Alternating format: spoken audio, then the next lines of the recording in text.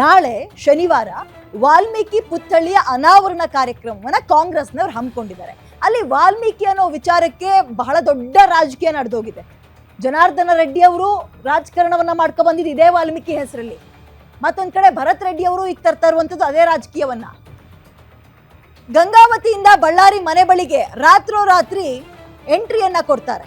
ಗಂಗಾವತಿಯಿಂದ ಬಳ್ಳಾರಿ ಮನೆ ಬಳಿಗೆ ಯಾರು? ಜನಾರ್ದನ ರೆಡ್ಡಿ ಅವರು.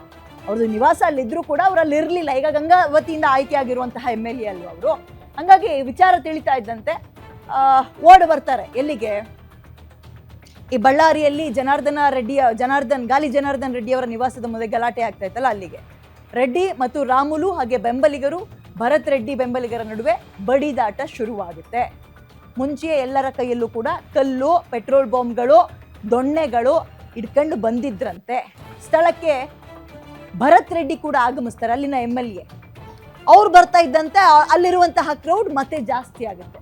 ಭರತ್ ರೆಡ್ಡಿ ಅವರು ಜೊತೆಗೆ ಬರ್ತಾ 1000ಕ್ಕೂ ಹೆಚ್ಚಿನ ಬೆಂಬಲಿಗರನ್ನು ಕರ್ಕೊಂಡ್ ಬರ್ತಾರೆ. ಇಡೀ ಅಲ್ಲೊಂದ್ ರೀತಿ ನಿಂತ್ಕೊಂಡು ನೀವು ಒಂದ್ ಇಡೀ ಮಣ್ಣು ಹಾಕಿದ್ರೆ ಅಥವಾ ಅಕ್ಕಿ ಹಾಕಿದ್ರೆ ಕೆಳಗ್ ಬೀಳಕ್ ಜಾಗ ಇರಲಿಲ್ಲ. ಆ ಪ್ರಮಾಣದಲ್ಲಿ ಬಿಜೆಪಿ ಕಾಂಗ್ರೆಸ್ ಬಿಜೆಪಿ ಅಂತ ಎಲ್ಲರೂ ಕೂಡ ಸುತ್ತುವರ್ಕೊಂತಾರೆ. ನೋಡ್ತಾ ಇದ್ದಂತೆ ಮೂವರೂ ನಾಯಕರ ಬೆಂಬಲಿಗರು ಹೊಡೆದಾಡ್ಕೊಳಕ್ ಶುರುವಾಗ್ತಾರೆ. ಯಾರು? ಗಾಲಿ ಜನಾರ್ದನ್ ರೆಡ್ಡಿ ಅವರ ಬೆಂಬಲಿಗರು ಅಂದ್ರೆ ಬಿಜೆಪಿಯವರು, ಹಾಗೆ ಮಾಜಿ ಸಚಿವ ಶ್ರೀರಾಮುಲು ಅವರ ಆಪ್ತರು, ಹಾಗೆ ಭರತ್ ರೆಡ್ಡಿ ಅವರ ಆಪ್ತರು ಮತ್ತು ಸತೀಶ್ ರೆಡ್ಡಿ ಅವರ ಆಪ್ತರು ಎಲ್ಲರೂ ಕೂಡ ಬರ್ತಾರೆ. ಸಾವಿರಾರು ಸಂಖ್ಯೆಯಲ್ಲಿ ಸೇರ್ತಾರೆ. ಕೈಗೆ ಸಿಕ್ಕಿದ್ದನ್ನೆಲ್ಲ ತಗೊಂಡು ಹೊಡೆದಾಡಕ್ ಶುರು ಮಾಡ್ತಾರೆ.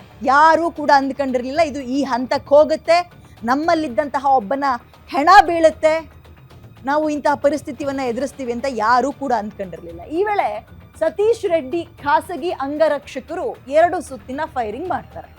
ಅಗತ್ಯ ಇತ್ತಾ ಗೊತ್ತಿಲ್ಲ. ಸತೀಶ್ ರೆಡ್ಡಿ ಯಾರು ಅಂದ್ರೆ ಭರತ್ ರೆಡ್ಡಿ ಇದಾರಲ್ಲ, ಇವರ ಆಪ್ತರು. ಆರಂಭದಲ್ಲಿ ಇವರೇ ಜನಾರ್ದನ್ ರೆಡ್ಡಿ ಅವರ ಮನೆ ಮುಂದೆ ಬಂದು ಕುರ್ಚಿ ಹಾಕೊಂಡು ಕಾಲ್ ಮೇಲೆ ಕಾಲ್ ಹಾಕೊಂಡು ಕಟ್ಟ, ನಾನು ಇದೀನಿ ಕಟ್ಟ, ಅದು ಯಾರು ಬರ್ತಾರೆ ನೋಡೋಣ, ಕಟ್ಟೋ ಬ್ಯಾನರ್ ನಾನು ಅಂತ ಕಟ್ಸಿದ್ ಇವರೇ. ಕಟ್ಟಿಸ್ತಾ ಇದ್ದಂತೆ ನಮ್ಮನೆ ಮುಂದೆ ನೀವ್ ಯಾಕ್ರಿ ಕಾಂಗ್ರೆಸ್ನವ್ರು ಬಂದು ಬ್ಯಾನರ್ ಕಟ್ತೀರಿ, ನೀವು ನಿಮ್ ಫೋಟೋಗಳಿರೋದನ್ನ ಅಂದ್ಕೊಂಡು ಅವ್ರ ಬೆಂಬಲಿಗಿರೋ ಬಂದು ಕಿತ್ತಾಕ್ತಾರೆ. ಹಿಂಗೆ ಶುರುವಾದಂತಹ ಗಲಾಟೆ ಒಂದು ಹೆಣ ಬೀಳೋ ತನಕ ಹೋಗಿ ನಿಂತ್ಕೊಂಡಿದೆ.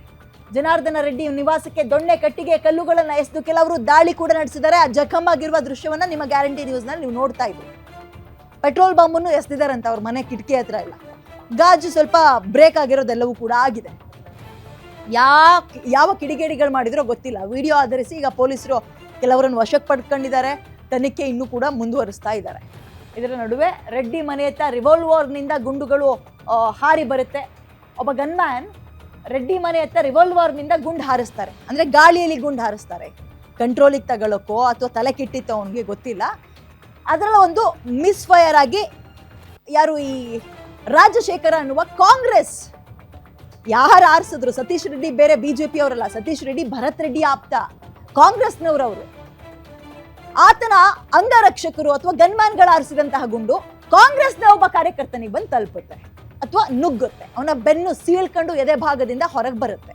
ಜೀವ ಖಲಾಸ್, ಸತ್ ಹೋಗಿದ್ದಾನೆ. ಕೇವಲ 28 ವರ್ಷ, ಮದುವೆ ಆಗಿಲ್ಲ, ಸಂಸಾರ ಅನ್ನುವಂತಹ ಜೀವನವನ್ನ ಕಂಡಿರಲಿಲ್ಲ.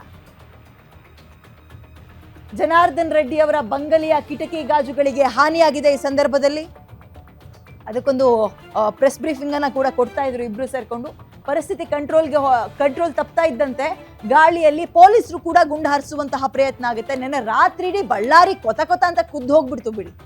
ಪೊಲೀಸರು ಕಂಟ್ರೋಲಿಗೆ ತಗೊಳ್ಳಕ್ಕೆ ಬೇರೆ ಬೇರೆ ಜಿಲ್ಲೆಯಿಂದಲೂ ಹೆಚ್ಚುವರಿ ಪೊಲೀಸರನ್ನ ಕರ್ಕ ಬಂದ್ರು. ಅವಾಗ ಗುಂಡೇಟಿಗೆ ಬಲಿಯಾದ ರಾಜಶೇಖರ್ ಅನ್ನುವ ಕಾಂಗ್ರೆಸ್ ಕಾರ್ಯಕರ್ತ, ಗುಂಡೇಟು ಹಾರಿರೋದು ಕಾಂಗ್ರೆಸ್ನ ಭರತ್ ರೆಡ್ಡಿಯ ಆಪ್ತರಾಗಿರೋ ಸತೀಶ್ ರೆಡ್ಡಿ ಅವರ ಅಂಗರಕ್ಷಕರಿಂದ ಅಥವಾ ಅವರ ಗನ್ಮ್ಯಾನ್ರಿಂದ ಗುಂಡು ಬಂದು ಕಾಂಗ್ರೆಸ್ನವ್ರಿಗೆ ಬೀಳತ್ತೆ. ಈಗ ಗಂಗಾವತಿಯಿಂದ ಬಳ್ಳಾರಿ ಮನೆ ಬಳಿಗೆ ರಾತ್ರೋರಾತ್ರಿ ಜನಾರ್ದನ್ ರೆಡ್ಡಿ ಅವರು ಕೂಡ ಬಂದ್ರು. ಓವರ್ ಆಲ್ ಡೀಟೇಲ್ಸ್ ನಿಮ್ ಗಮನಕ್ಕೆ ಎಷ್ಟು ತಲುಪಿರುತ್ತೆ ಅಂತ ಅನ್ಕೊಂಡಿದ್ದೀನಿ, ಏನೇನಾಯ್ತು ಅಂತ. ಸೊ ಈಗ ಬಿಜೆಪಿ ಮತ್ತು ಕಾಂಗ್ರೆಸ್ ನಾನಲ್ಲ ಅವರು, ಅವರಲ್ಲ ನಾನು ಅನ್ನುವಂತಹ ಆರೋಪಗಳನ್ನ ಮಾಡ್ಕೊಂಡು ಕೂತಿದ್ದಾರೆ. ಬ್ಯಾನರ್ ಇಂದ ಶುರುವಾದ ಗಲಾಟೆ ರಕ್ತ ರಾಜಕೀಯ ತನಕ ಬಂದು ನಿಂತಿದೆ. ಬಿಜೆಪಿ ಅವರಿಗೆ ಕಾಂಗ್ರೆಸ್ನವ್ರು ಹೇಳ್ತಾ ಇದ್ರು, ಹೆಣದ ಮೇಲೆ ರಾಜಕೀಯ ಮಾಡ್ತಿರಲ್ರಿ, ಧರ್ಮ ಧರ್ಮ ಧರ್ಮ ಅಂತ. ಈಗ ನೀವು ಕೂಡ ಅದನ್ನೇ ಮಾಡ್ತಾ ಇದ್ದೀರಾ ಅಂತ ಬಿಜೆಪಿಯವರು ಕಾಂಗ್ರೆಸ್ನವ್ರನ್ನ ಕೇಳುವಂತಹ ಪರಿಸ್ಥಿತಿಯನ್ನ ತಂದುಕೊಂಡಿದ್ದಾರೆ.